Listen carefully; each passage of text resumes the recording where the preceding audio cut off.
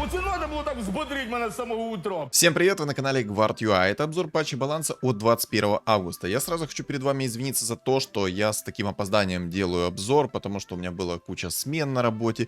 Короче, я все писал в своем телеграм-канале. И перед тем, как сделать обзор на этот патч, я сделал опрос, соответственно, и много сказали, что до сих пор еще актуально сделать обзор. Поэтому в текущем обзоре мы поговорим про изменения в героях, предметах, синергиях.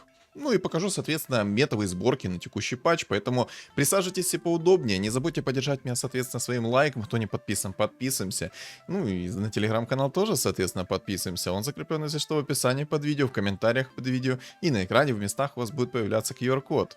Погнали! И первый измененный герой открывает наш список, это Орк-охотник. Ему поменяли откат на его способность. Теперь у него вместо 10 секунд, 9 и 8 стало везде 20. Ну, на самом деле это жесткий такой вот нерв, но я не считаю, что он оправданный.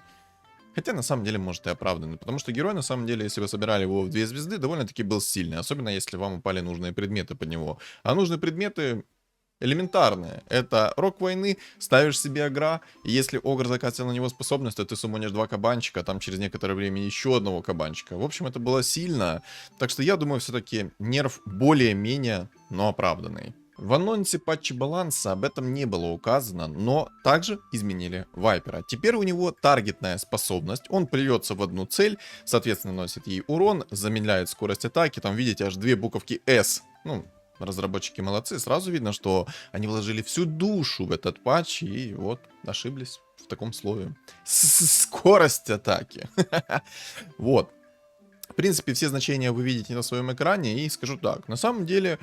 Ну, неплохой герой. Неплохой, потому что если в правильного героя он плюнул, то там почти скорости атаки вообще нет.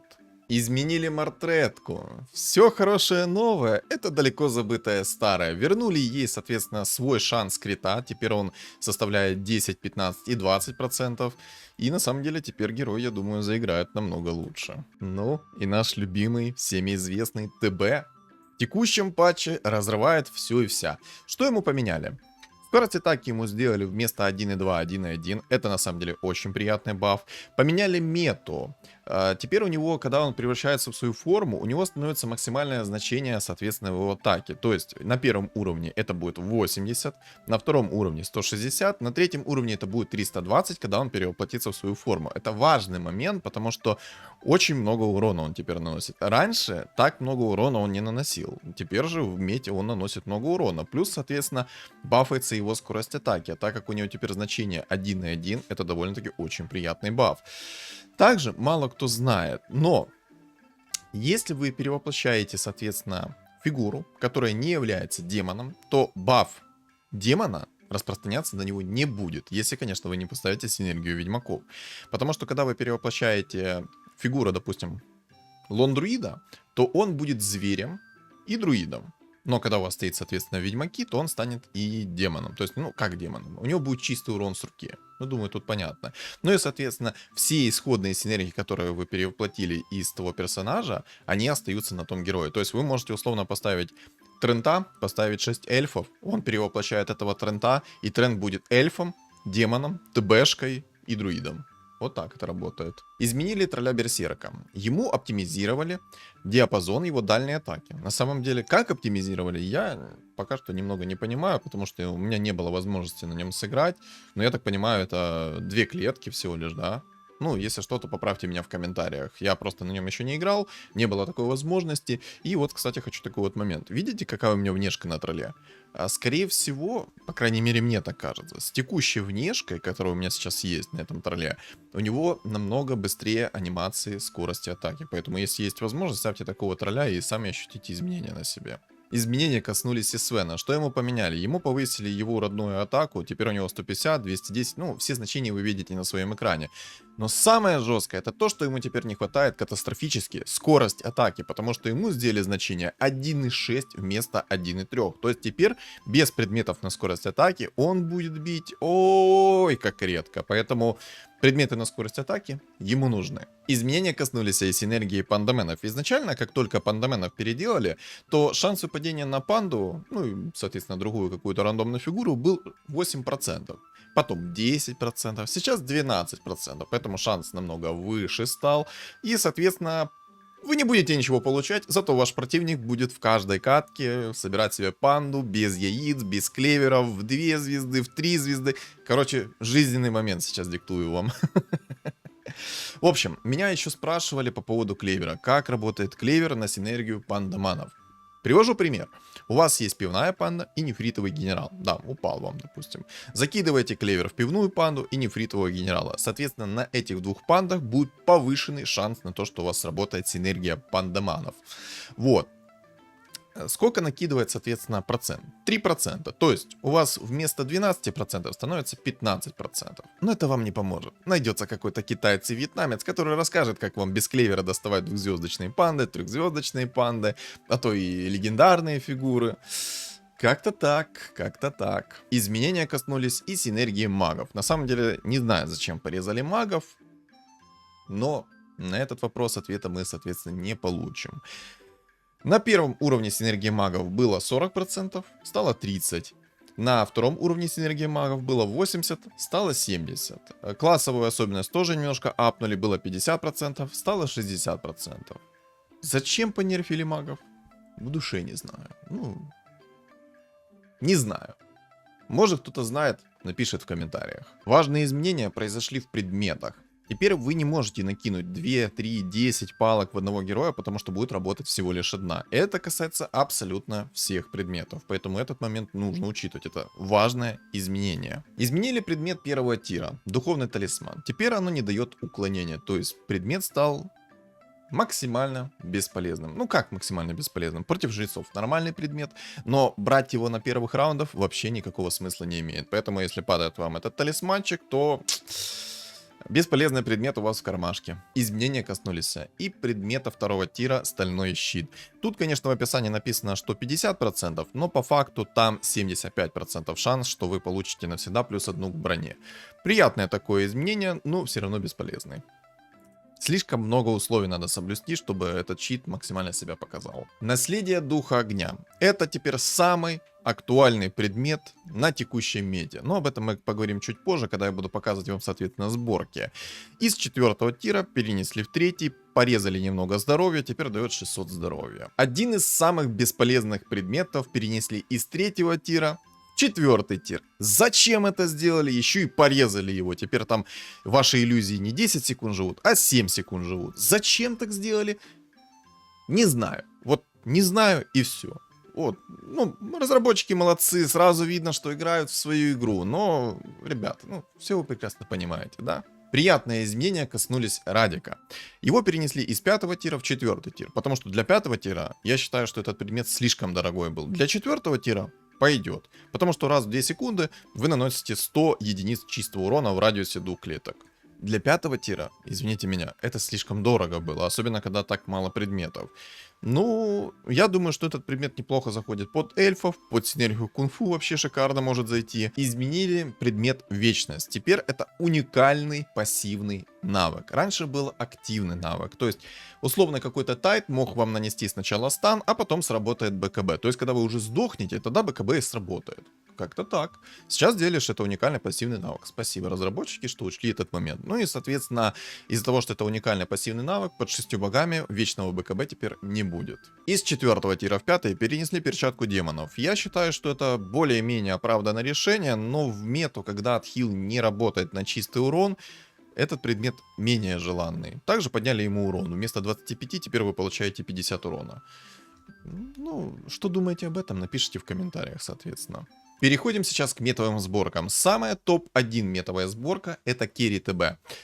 Давайте поговорим, что вам конкретно здесь надо сделать. Во-первых, собрать самого ТБ в 3 звезды. Во-вторых, вам нужно 2 друида. Желательно, конечно, зверя, но это условность. Почему 2 зверя? Это потому, что вы можете докинуть еще и синергию себе зверей, 4 единицы. То есть получите плюс 30% к вашему урону с руки. В чем плюс именно такой вот сборки? Во-первых, вам нужны вот такие вот примерно предметы. Самые мастхэвные предметы. Что вам надо? палка, молнии второго тира, драконий рог, наследие духа огня. Почему наследие духа огня, вы сейчас спросите? Драконий рог, я думаю, и так понятно, почему надо. Это чтобы вы сразу с первой секунды раунда перевоплотили две ближайшие фигуры к нему. А соответственно, это друиды. И вы получите два таких же ТБ с полными предметами и все такое. Почему наследие духа огня все-таки? Что вы понимали, это сломанный предмет на ТБ сейчас. Почему? Потому что когда вы убьете одного ТБ, он переродится, появится еще один ТБ. И, соответственно, вам нужно убить 3 ТБ 2 раза подряд. Это на самом деле очень жестко. Считаю, что этот предмет сломанный, потому что раньше, где-то год назад, была такая тема, когда на ТБ работало бессмертие. И тебе надо было только в тот момент не 3 ТБ убить, а 5 ТБ убить, потому что брали ему рефрешер. Сейчас, если что, рефрешер не работает на ТБ. Брали ему, получается, рефрешер. И мало того, что у тебя плюс 2 ТБ, так у тебя еще с помощью рефрешера еще плюс 2 ТБ было. То есть у тебя было 5 ТБ с фулл упакованными предметами, и все разваливалось, будь здоров. Сломанная тема. Я думаю, все-таки наследие духа огня будут нерфить и сделают так, что только на изначальном ТБ будет работать наследие духа огня. Максимально сломано, максимально легко. Нужен вам всего лишь 7-8 уровень. Если вам упал ранний антимаг, то, соответственно, на 7 уровне спокойно себе ролитесь, находите без себе друидов, потом идете в уровень и доставляете, соответственно, синергию, которая вам нужна. То есть это можно 4 зверя, 4 морских, там эльфов докинуть и тому подобное. Напомню, что ТБ, когда перевоплощает, он изначальные синергии на конкретном герое оставляет в своей перевоплощенной форме. Вторая метовая сборка — это зоопарк через спам зверей. Да, сборка такая, 50 на 50. Почему? Потому что если твой противник заряженный, все такое, есть нужные у него предметы, то твой зоопарк может рассыпаться. Ну и также это касается сильного прокаста. Ну и если, допустим, у противника есть дизраптор, под драконами он может накинуть сайленс, и твои звери, соответственно, не засумонятся. Но если тебе фартит, ты идешь на темпе, все такое, то зоопарк работает в любое время суток. Рвет почти все и вся. То есть вы собираете себе Мишку, Фуриона, все это в 3 звезды. Вам нужен Рок Войны, Некромикон, Рефрешер. Собрали змейку, ставите змейку. Какой уровень вам надо? Вам нужен всего лишь 7-8 уровень. Ставите полный себе зоопарк, ставите себе друидов, играете через спам и разрываете все и вся. Почему именно Рефрешер? Мало кто знает, но когда вы присуммоните мишек, у вас присуммонится 2 мишки, плюс сработает рефрешер, это присуммонится 2 раза Некромикон, то есть у вас будет 8 зомбарей под Некромиконом, под рефрешером точнее. Ну и, соответственно, 4 мишки. Сильно? О да, очень сильно. Спам зверей работает. Самое главное, это на темпе играть, потому что когда вы играете не на темпе, то тот же самый ТБ с хорошими предметами, двойными клинками может спокойно вас разорвать. Что можно докинуть под зверей? Под зверей можно докинуть горн, богов можно докинуть, если, допустим, у вас есть змейка. Тут вот есть змейка. Если бы сюда еще рефрешер закинуть, то эта змейка разрывала бы, будь здоров. Тоже такой вот момент, ребят. Вдруг кто не знает. Некромикон дает плюс 1 суммон. То есть у вас змейка суммонит 2 змейки, но будет суммонить 3, а не 4. Потому что многие приходят в замешательство, когда они видят, что мишек суммонится это 2, значит увеличилось на 2, точнее на 1. Значит, на 2 умножается? Нет, плюс 1 суммон всего лишь. Поэтому у вас будет суммониться по 3 змейки. Змейки сильные, поэтому если собрали змейку в 3 звезды. И самое главное, ребят, охотника на выдр надо собирать, потому что он дает увеличенный урон вашим суммонам. Вот, видите, в 2 звезды собрали, все, кто пометился, соответственно, вот 5 целей пометилось, все, соответственно, помеченные цели становятся приоритетом для этих суммонов, и на 100% больше урона наносится по ним. Сильно? О да, сильно. Третья метовая сборка — это алхимик через инсектоидов. На самом деле, я думаю, она всех уже задолбала, но о ней я хочу сказать пару слов. Что вам нужно под алхимика? Во-первых, вам нужен предмет первого тира. Это башер. Обязательно, потому что у алхимика много скорости атаки. Когда он начинает бить, он, соответственно, дает кучу башей. Ну и, соответственно, это еще и синергия Киры сверху. То есть, как вам надо расставлять вот синергию Киры? Вот какие фигуры вам надо съедать? Вот представим, у вас есть Два Никса, вот. Двухзвездочный, однозвездочный. Ставите однозвездочного, вот так вот плюсиком, да, вот как крест. Ставите вот так вот плюсиком эти фигуры, он съедает крайние фигуры, и вот однозвездочная фигура будет отталкиваться от двухзвездочной. То есть, соответственно, переродиться в трехзвездочную фигуру за 3 монетки. Так же самое это можно сделать с Думом и тому подобное. Какие предметы ему нужны? На самом деле он не особо придирчив к предметам, но давайте поговорим немножко. Башер первого тира. Блинк 50 на 50. Если есть драконий рог, хорошо, можно драконий рог. Но блинк, в принципе, нормальная тема, потому что он будет прыгать в задние ряды и будет там наваливать движа. Потом, молнии можно. Маска 5 тира можно. Короче, нужно потом просто играть от ситуации. Вот какие вам предметы пришли, то и берем. Перчатку 4 тира мы не берем под маску 5 тира. Тут я вот разбираю сборку вот этого вот молодого человека. Здесь он совершил грубейшую ошибку. Он взял перчатку, оставил себе маску. Зачем? Непонятно. Напомню, что чистый урон не хилится никак. То есть все предметы на анхил, вся энергия чернокнижников и тому подобное не работает на чистый урон. Вот. Сборка максимально простая. Ума много не надо. Я думаю, в каждой игре вы этих инсектоидов видели. Ну и в принципе все. Можно, конечно, еще сделать, как вот он сделал. Он взял мать насекомое, взял себе думов. И, соответственно, тот герой, который с мать насекомым, не съедается, а съедается тот, который без мать насекомого.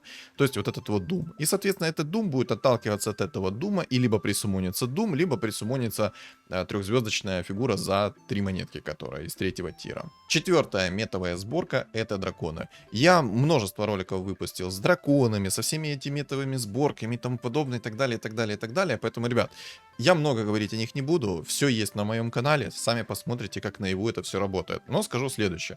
Драконы — это либо очень сильный прокаст, вне зависимости от магов. Вот, допустим, у меня здесь есть пример. У меня есть здесь Тайт в 2 звезды, у меня есть здесь ДК, которого можно вдруг чего закерить, есть Хан, есть Леший, есть Нефритовый генерал. Можно это все сделать под сильные прокасты, такие как вот Кунка, Тайды всякие, варлоки и тому подобное. Даже без синергии магов. Подчеркиваю это. И можно сделать откровенно чистого сильного керри в виде ДК. Но там уже надо отталкиваться от ситуации. То есть синергия драконов не всегда ставится под конкретно магов. То есть если игра у вас идеальная и маги здесь неплохо заходят, то, соответственно, можно сыграть и через магов. Но всегда знаете то, что вы можете просто поставить себе сильный прокаст. Можете поставить себе 4 бога еще сверху и сильный прокаст. Короче, вариантов, как это сделать, множество. Поэтому экспериментируйте, экспериментируйте, пробуйте. Уверен, вам понравится синергия драконов. Пришло подвести итог по текущему патчу баланса. Мне на самом деле текущий патч баланса не нравится. Не нравится чисто из-за того, что разработчики не продумали свой патч. Они выпустили наследие Духа Огня, и теперь будут игроки терпеть приблизительно, ну, месяца 3, либо месяцев 6, либо вообще год будут терпеть вот эту вот мету. Я уверен, ну, хочу быть уверен в том, что разработчики все-таки что-то сделают с этим. Но, зная наших разработчиков, им глубоко плевать. Ты, главное, покупай боевой пропуск, крути сундучки, покупай внешки и все. А за баланс, ну, это вторично. Так. В принципе, в течение этого ролика я и сказал и свое мнение, все такое. Некоторые изменения приятные, ну и, как я сказал, все хорошее новое — это хорошо забытое старое. Это касается Мортретки, это касается ТБ, ну и все такое. Надеюсь, этот ролик был вам полезен, поэтому не забудьте поддержать своим лайком, добавить свой комментарий, что думаете по поводу этого патча баланса, ну и в целом, что думаете по поводу этого обзора. Также не забудьте на меня подписаться. У меня есть телеграм-канал, который закреплен в описании под видео, в комментариях под видео, и на экране у вас появится QR-код. Всем спасибо за просмотр и всем удачи!